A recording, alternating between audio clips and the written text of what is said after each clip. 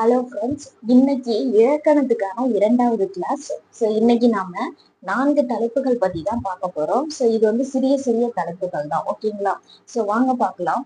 First பாத்தீங்க அப்படின்னா எழுத்துக்களின் பிறப்பு பத்தியும், 2வது வந்துட்டு இணை எழுத்துக்கள், அடுத்து சுற்றெழுத்துக்கள், வினா எழுத்துக்கள், இந்த 4 தலைப்புகள் பத்தி தான் நம்ம பார்க்க போறோம். ஸோ ஃபர்ஸ்ட் பாத்தீங்க அப்படின்னா எழுத்துக்களின் பிறப்பு, ஓகேங்களா? எழுத்துக்களின் பிறப்பு அப்படின்னா என்னன்னா, ஒரு வார்த்தையை வந்துட்டு நம்ம உச்சரிக்கிறோம் இல்லையா, அந்த உச்சரிக்கும் போது ஏற்படக்கூடிய ஒளியானது எந்த இடத்திலிருந்து நமக்கு பிறக்குது, எந்த இடத்திலிருந்து உருவாகுது அப்படிங்கிறத எழுத்துக்களின் பிறப்பு அப்படின்னு பாக்குறோம்.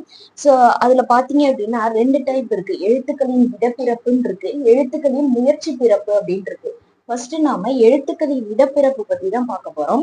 இப்ப உயிரெழுத்துக்கள் பாத்தீங்க அப்படின்னா 12 எழுத்துக்கள் இருக்கு. அந்த 12 எழுத்துக்களும் வந்துட்டு கழுத்தை இடமாக கொண்டு பிறக்கின்றன, ஓகேங்களா? அடுத்து பாருங்க, வல்லின மெய்யெழுத்துக்கள். வல்லின மெய்யெழுத்துக்கள் அப்படிங்கிறது உங்களுக்கு இந்த எழுத்துக்கள் தான். இது வந்துட்டு உங்களுக்கு மார்பை இடமாக கொண்டு பிறக்கின்றன, ஓகேங்களா? இப்ப மெல்லின மெய்யெழுத்துக்கள் அப்படின்னு பார்த்தோம்னா மூக்கை வந்துட்டு இடமாக கொண்டு பிறக்கின்றன. இடையின மெய்யெழுத்துக்கள் அப்படிங்கிறது இடையின மெய்யெழுத்துக்களும் உயிரெழுத்துக்களுமே உங்களுக்கு கழுத்தை இடமாக கொண்டுதான் பிறக்கின்றன, ஓகேங்களா? இந்த வார்த்தைகளை வந்துட்டு நீங்க உச்சரிச்சு பாத்தீங்க அப்படின்னாவே உங்களுக்கு இது எளிமையா புரிஞ்சிடும், ஓகேங்களா? இப்ப வல்லின மெய்யெழுத்துக்கள் அப்படின்னு பாத்தீங்கன்னா இந்த இக்கு, இன்னு, இட்டு, இட்டு, இப்பு, அந்த சவுண்டை வந்து நம்ம உச்சரிக்கும் போது அந்த வார்த்தைகள் வந்துட்டு ரொம்ப பலமா இருக்கும், ஓகேங்களா? இப்ப மெல்லின மெய்யெழுத்துக்கள் பாத்தீங்க அப்படின்னா அந்த கம்பேர் பண்ணும்போது வல்லின மெய்யெழுத்துக்களை விட மெல்லின மெய்யெழுத்துக்களினுடைய வார்த்தைகள் வந்துட்டு நமக்கு அந்த உச்சரிப்பு அப்படிங்கிறது அந்த அளவுக்கு பலம் வந்துட்டு இருக்காது, ஓகேங்களா? அப்ப நீங்க இதை உச்சரிச்சு பாத்தீங்க அப்படின்னாவே உங்களுக்கு இந்த எழுத்துக்களினுடைய பிறப்பை வந்துட்டு நீங்க ஈஸியா வந்து ஞாபகம் வச்சுக்கலாம், ஓகேங்களா? இப்ப இது வந்துட்டு நம்ம இடப்பிறப்பு பத்தி பார்த்தோம். இப்ப எழுத்துக்களினுடைய முயற்சி பிறப்பு அப்படின்னு பாத்தீங்கன்னா இது வந்து எழுத்து புத்தகத்துல உங்களுக்கு கொடுத்திருப்பாங்க. எழுத்துக்களின் பிறப்பு அப்படின்னு சொல்லிட்டு கொடுத்திருக்காங்க இல்லையா? இந்த இந்த லெசன் நீங்க ஃபுல்லா படிச்சுட்டீங்க அப்படின்னாவே உங்களுக்கு ஈஸியா இருக்கும். சோ இது நம்ம நடத்துறதை விட நீங்களே வந்துட்டு இந்த வார்த்தைகளை உச்சரிச்சு பார்த்து புரிஞ்சுக்கிறதுங்கிறது உங்களுக்கு ரொம்ப ஈஸியா இருக்கும், ஓகேங்களா? இப்ப பாருங்க, இப்ப எழுத்துக்களின் முயற்சி பிறப்புல உயிரெழுத்துக்கள் எப்படி முயற்சிப்பதனால் பிறக்குதுங்கிறத கொடுத்திருக்காங்க. இப்ப எக்ஸாம்பிளுக்கு இப்ப நம்ம பார்த்தோம் அப்படின்னா இப்ப அப்படின்னு சொல்லக்கூடிய 2 வார்த்தைகள் வந்து வாயை திறக்கும் முயற்சியினால் பிறகு, சரிங்களா? இப்ப அப்படின்னு நம்ம சொல்லும் போது அந்த வாய் வந்துட்டு திறப்பதனால் நமக்கு அந்த ஒலி வந்துட்டு ஏற்படுது, ஓகேங்களா? அடுத்து பாத்தீங்க அப்படின்னா இ ஈ ஏ ஏ ஐ அப்படின்னு சொல்லக்கூடிய 5 எழுத்துக்களும் வந்துட்டு அந்த நாக்கினுடைய அடிப்பகுதி, அதாவது இந்த பகுதியை வந்துட்டு நாக்கின் நுனிப்பகுதி அப்படின்னு சொல்லுவோம். இந்த நாக்கினுடைய அடிப்பகுதி அப்படிங்கிறது உள்பகுதி, ஓகேங்களா? அந்த அடிப்பகுதியானது மேல்வாய்ப்பல்லை வந்துட்டு பொருந்துவதனால் நமக்கு உருவாகுது, ஓகேங்களா? இப்ப அடுத்து பாத்தீங்க அப்படின்னா இந்த சவுண்டு அப்படிங்கிறது உங்களுக்கு வாயை திறப்பதனாலும் அந்த இதழ்களை வந்துட்டு நமக்கு குவிப்பதனாலும் அந்த ஒலியானது உங்களுக்கு ஏற்படுது, ஓகேங்களா? இந்த மாதிரி உயிரெழுத்துக்கள் மெய்யெழுத்துக்களுக்கு உங்களுக்கு கொடுத்திருப்பாங்க. சோ நீங்க இதை ஃபுல்லா வந்துட்டு ஒரு தடவை உச்சரிச்சு பாத்தீங்க அப்படின்னாவே உங்களுக்கு எளிமையா புரியும், ஓகேங்களா? அடுத்து பாத்தீங்க அப்படின்னா இந்த இடத்துல சார்பெழுத்துக்கள் அப்படின்னு கொடுத்திருப்பாங்க. இப்ப முதலெழுத்துக்கள் அப்படின்னா நமக்கு உயிரெழுத்துக்கள் மெய்யெழுத்துக்கள் பார்த்தோம். இப்ப சார்பெழுத்துக்கள் அப்படிங்கிறது எதை வந்து இடமாக கொண்டு பிறக்கின்றன்னு கேட்பாங்க. இப்ப அந்த சார்பெழுத்துக்கள்ல ஆயுத எழுத்து இருக்கு இல்லையா, ஆயுத எழுத்து மட்டும் வாயை திறக்கும் முயற்சியினால் பிறக்குது. மீதம் இருக்க எழுத்துக்கள் வந்துட்டு உங்களுக்கு இந்த முதல் எழுத்துக்கள் பிறக்கக்கூடிய இடங்களிலும் அதே முயற்சியிலும் தான் உங்களுக்கு பிறக்குது, ஓகேங்களா? இதான் வந்துட்டு எழுத்துக்களின் பிறப்பு. அடுத்து நம்ம இணை எழுத்துக்கள் பத்தி பார்க்கலாம். இணை எழுத்துக்கள் பத்தி பார்த்தோம் அப்படின்னா இணை எழுத்துக்கள் அப்படின்னா ஒரு சில எழுத்துக்களை வந்துட்டு நம்ம உச்சரிக்கும் போது அந்த பிறக்கும் இடமும் அந்த முயற்சியும் வந்துட்டு உங்களுக்கு ஒரே மாதிரி தெரியும், சரிங்களா? அததான் நம்ம இணை எழுத்துக்கள் அப்படின்னு சொல்றோம். இப்ப உயிரெழுத்துக்களில் இணை எழுத்துக்கள் அப்படின்னு பார்த்தோம்னா இப்ப உயிரெழுத்துக்கள்ல இருக்கக்கூடிய நெட்டெழுத்துக்களுக்கு இனமான குறிலெழுத்து வந்துட்டு உங்களுக்கு இணை எழுத்தா வரும், ஓகேங்களா? இப்ப இந்த உயிரெழுத்துக்கள்ல இருக்கக்கூடிய இணை எழுத்துக்களை நம்ம சாதாரணமா பயன்படுத்தக்கூடிய வார்த்தைகள்லாம் நம்ம பயன்படுத்த மாட்டோம். இது எங்க பயன்படும் அப்படின்னா செய்யுள்கள்ல அளபடை இருக்கு இல்லையா, அந்த அளபடைகள்ல தான் வந்துட்டு உங்களுக்கு பயன்படும், ஓகேங்களா? அதுக்கு எக்ஸாம்பிள் பார்த்தோம் அப்படின்னா இப்ப ஓதல் அப்படின்னு இருக்கு. இப்ப ஓ அப்படின்னு சொல்லக்கூடிய நெடில் எடுத்து அளவெடுப்பதனால அந்த அளவெடுக்கக்கூடிய அந்த விஷயத்தை வந்து நம்ம குறிப்பதற்காக இந்த குறியெழுத்தை வந்துட்டு உங்களுக்கு பயன்படுத்துறோம். ஓகேங்களா? அடுத்து பாத்தீங்க அப்படின்னா தூம் தழி அப்படின்னு இருக்கு இல்லையா, இந்த லீ அப்படிங்கிற வார்த்தை வந்துட்டு நெடில் எழுத்து இது அளவெடுத்திருக்கிறதுனால அதை குறிப்பதற்கு அதுக்கு இனமான குறியெழுத்தை வந்துட்டு ரொம்ப பயன்படுத்துறோம். சரிங்களா? அளபடை பத்தி நம்ம போன கிளாஸ்ல பார்த்திருப்போம். இப்ப அடுத்து பாத்தீங்க அப்படின்னா தமிழில் வந்துட்டு ஆயுத எழுத்து பொறுத்த வரைக்கும் உங்களுக்கு ஆயுத எழுத்துக்கு மட்டும்தான் உங்களுக்கு இணை எழுத்துக்கள் அப்படிங்கிறது கிடையாது. ஓகேங்களா?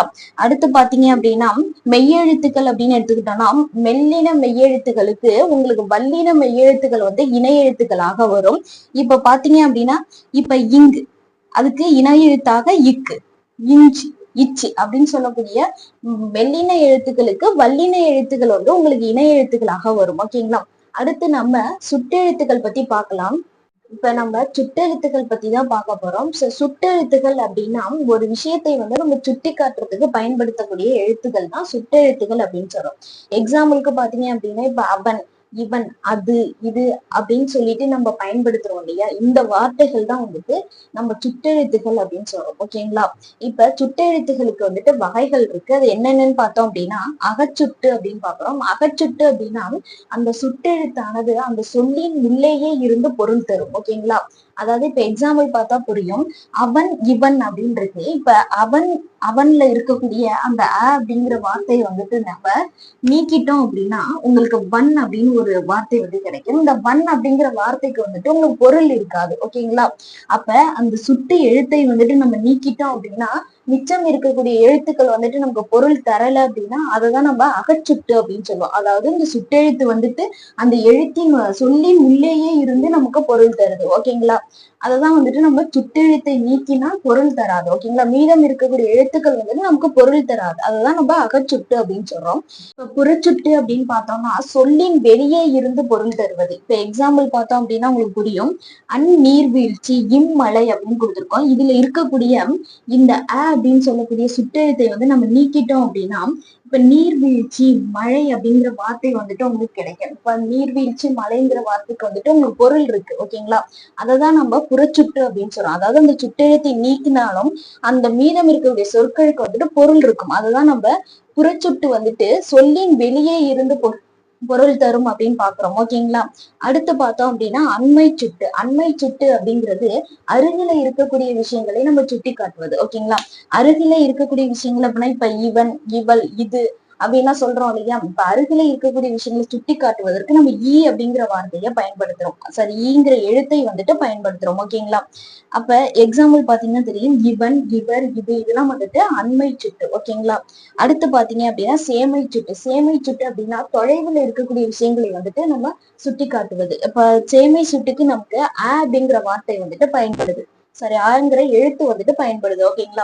இப்ப எக்ஸாம்பிள் பார்த்தோம் அப்படின்னா அது, அவர், அவள் அப்படின்னு சொல்லிட்டு தொலைவுல இருக்கக்கூடிய விஷயங்களை வந்து நம்ம சுட்டி காட்டுறதுக்கு சேமை சுட்டு அப்படிங்கிறது பயன்படுது. ஓகேங்களா? இப்ப அப்படின்னு எடுத்துக்கிட்டீங்கன்னா தற்காலத்துல வந்துட்டு அதுல அந்த எழுத்து வந்துட்டு நம்ம பயன்படுத்தல. பட் அப்படிங்கிறது வந்துட்டு உங்களுக்கு மேலே அப்படின்னு அர்த்தம். ஓகேங்களா? அதாவது உட்பக்கம் அப்படின்லாம் சொல்லி செய்யுள்கள்ல தான் நமக்கு வந்துட்டு பயன்படுது. ஓகேங்களா? அடுத்து பார்த்தோம் அப்படின்னா சுட்டுத்திரிபு. சுட்டுத்திரிபு அப்படிங்கிறது இந்த சுட்டெழுத்துக்கள் வந்துட்டு திரிந்து இப்ப அப்படிங்கிற சுட்டெழுத்து வந்துட்டு திரிந்து அந்த இந்த அப்படிங்கிற சுட்டு பொருளை நமக்கு தரதுதான் நம்ம சுட்டுத்திரிபுன்னு சொல்றோம். இப்ப எக்ஸாம்பிள் பார்த்தோம் அப்படின்னா இப்பள்ளி அப்படின்னு இருக்கு. இப்ப இப்பள்ளிங்கிறதுல ஈங்கிறது சுற்றெழுத்தானது இந்த அப்படிங்கிற திரிந்து, இந்த அப்படின்னு திரிந்து இந்த பள்ளி அப்படிங்கிற பொருள் வந்துட்டு நமக்கு தருது. ஓகேங்களா? இப்ப நம்ம வினா எழுத்துக்கள் பத்தி தான் பார்க்க போறோம். சோ வினா எழுத்துக்கள் அப்படிங்கிறது ஒரு வினாவை எழுப்புவதற்கு நம்ம பயன்படுத்தக்கூடிய எழுத்துக்களை தான் வினா எழுத்துக்கள் அப்படின்னு சொல்றோம். இப்ப வினா எழுத்துக்களாக நமக்கு 5 எழுத்துக்கள் வந்துட்டு பயன்படுது. ஓகேங்களா? இப்ப ஃபர்ஸ்ட் பாருங்க, யா அப்படின்றது இந்த எழுத்துக்கள் வந்துட்டு சொல்லின் முதலில் வந்துட்டு வினா எழுத்தாக பயன்படுது. பாத்தீங்க அப்படின்னா இப்ப எங்கு, எப்படி, யார் அப்படின்னு சொல்றோம் இல்லையா, இதுல இந்த வினா எழுத்தானது சொல்லி முதல்ல வந்துட்டு உங்களுக்கு பயன்படுத்திருக்கு.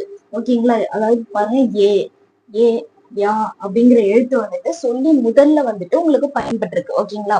இப்ப ஓ அப்படிங்கிற எழுத்து வந்து சொல்லின் இறுதியில் மட்டும்தான் உங்களுக்கு வினா எழுத்தாக பயன்படுத்தும். எக்ஸாம்பிள் பாத்தீங்க அப்படின்னா தெரியும். பேசலாமா, தெரியுமா, வந்தாயோ அப்படின்னு சொல்றோம்னா இந்த இடத்துல வந்துட்டு ஓ அப்படிங்கிற வார்த்தை, இந்த இடத்துல வந்துட்டு அப்படிங்கிற வார்த்தை வந்துட்டு உங்களுக்கு வினா எழுத்தாக பயன்பட்டிருக்கு. ஓகேங்களா? அடுத்து பாத்தீங்க அப்படின்னா அப்படிங்கிற எழுத்தை எடுத்தோம்னா சொல்லின் முதலிலும் வரும், இறுதியிலும் வந்துட்டு உங்களுக்கு வினா எழுத்தாக பயன்படும். இதுக்கு எக்ஸாம்பிள் பார்த்தோம் அப்படின்னா இப்ப ஏன் அப்படின்னு இருக்கு, நீதானே அப்படின்னு இருக்கு. இந்த இடத்துலயும் உங்களுக்கு அப்படிங்கிற எழுத்து தான் வந்துட்டு உங்களுக்கு பயன்படுது. ஓகேங்களா? அப்படிங்கிற எழுத்து தான் உங்களுக்கு உங்க சொல்லின் முதலிலும் வந்திருக்கு, சொல்லின் இறுதியிலும் வந்துட்டு வந்திருக்கு. ஓகேங்களா? அப்ப அந்த 5 எழுத்துக்கள்ல யா அப்படிங்கிற எழுத்து வந்துட்டு சொல்லின் முதலில் மட்டும் வினா எழுத்தாக வரும். ஓ அப்படிங்கிற எழுத்து வந்து சொல்லின் இறுதியில் மட்டும் வினா எழுத்தாக வரும். அப்படிங்கிற சொல் வந்துட்டு உங்களுக்கு சொல்லின் முதலிலும் வரும், சொல்லின் இறுதியிலும் வந்துட்டு வினா எழுத்தாக வரும். ஓகே. இப்ப அகவினா புறவினா அப்படிங்கிறது நம்ம முன்னாடி வந்து அகச்சுற்று புறச்சுற்று அப்படின்னு பத்தி பார்த்தோம். அதே மாதிரிதான் உங்களுக்கு அகவினா அப்படிங்கிறது அகத்தே இருந்து பொருள் தருவது. அந்த வார்த்தையில நம்ம அந்த வினா எழுத்தை வந்துட்டு நீக்கிட்டோம் அப்படின்னா மீதம் இருக்கக்கூடிய வார்த்தைகள் வந்து நமக்கு பொருள் தராது. ஓகேங்களா? அதுதான் வந்துட்டு நம்ம அகவினா, அகத்தே இருந்து பொருள் தருவது அப்படின்னு சொல்றோம்.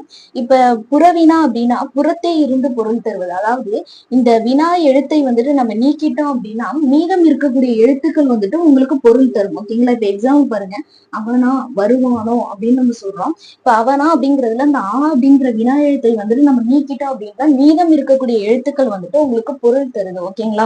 இப்ப வருவானோ அப்படின்றது இப்ப அப்படிங்கிற எழுத்தை வந்துட்டு நம்ம நீக்கிட்டோம் அப்படின்னா மீதம் இருக்கக்கூடிய எழுத்துக்கள் வந்துட்டு உங்களுக்கு பொருள் தருது. ஓகேங்களா? இததான் நம்ம புறவினா அப்படின்னு சொல்றோம். சோ இன்னைக்கு வந்துட்டு நம்ம 4 சிறிய சிறிய டாபிக்கள் தான் நம்ம பார்த்திருக்கோம். அடுத்த வீடியோல சந்திக்கலாம். தேங்க்யூ ஃபார் வாட்சிங்.